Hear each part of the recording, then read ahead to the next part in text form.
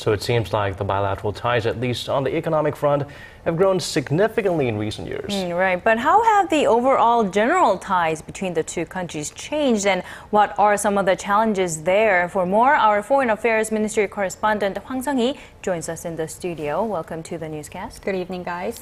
Well, Sung-hee, I think it's fair to say that South Korea and China have grown significantly under the leadership of Xi Jinping and President Park Geun-hye. What do you think where do we think we could go from here on? Could you walk us through how we've got to this point in time so far? Of course. Well, the numbers prove it. 6 out of 10 South Koreans believe that relations with China got better under President Park Geun-hye, according to a poll conducted by the Asan Institute for Policy Studies on 1,000 South Koreans earlier this year.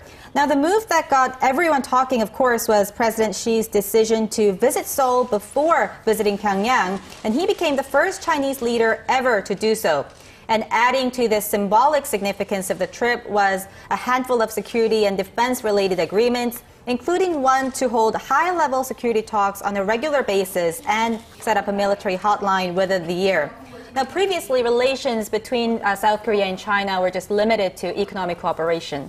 Right, and we cannot not talk about North Korea here, and it's a key area where South Korea needs China's support, and we are seeing a change in China's stance, aren't we? Of course, China is taking a stronger stance on North Korea following its third nuclear test last year, visibly cutting off its traditional pattern of pampering Pyongyang with financial and political support.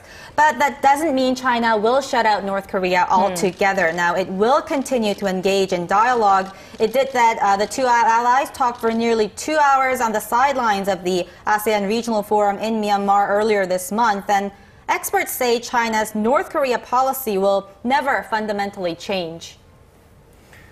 Well, President Xi did put... Under the current structure of strategic competition between Washington and Beijing, the strategic value of North Korea is very high. Therefore, China does not trust North Korea and is very frustrated, but absolutely has no plans to shut it out.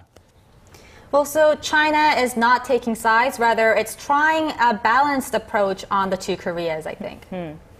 Well, President Xi did put some emphasis, great emphasis on Japan's historic denials. But we hear there could be a China-Japan summit coming soon in the coming months. So how does that change the dynamics? How does that factor in the current state of affairs? Well, countering Japan's historical denials is definitely one of shared agendas between China and South Korea. And Xi Jinping definitely put a huge emphasis on that when he visited South Korea in July. Let's take a look. In the first half of the 20th century, Japanese militarists barbarously invaded China and Korea, swallowing up Korea and occupying half of the Chinese mainland. But movements in China-Japan ties are a nail-biter for officials in Seoul. Foreign ministers from China and Japan met for talks during the ASEAN Forum, and there is speculation they discussed a possible summit in November on the sidelines of APEC summit in Beijing. Analysts that I've talked to do expect to see the two leaders sit down for talks, and if that happens, it could leave South Korea out in the cold. And to prevent that, President Park should decrease her dependence on Beijing. That doesn't mean you give in to Abe on his historical agenda, to be sure, but you have to stand there and very forcefully make your case on a public stage. So I think South Korea needs to do that, because in the end, Xi Jinping is not going to do that on South Korea's behalf. So that's certainly going to be a burden for President Park Geun-hye. So what's next for South Korea's diplomatic strategy from here on? Well, for now, South Korea is playing what's known as a tightrope diplomacy. President Park is acknowledged for reducing South Korea's dependence on Washington and rebalancing it to two planks, China and the United States. But you can't be a security ally with Washington, given the underlying tensions between China and the United States, without limits on your relations with Beijing. So Seoul is walking a very fine line, and experts say that the goal for South Korea for now is to get as close to that line as it can, but never cross it, which so far President Park and her team have been able to do.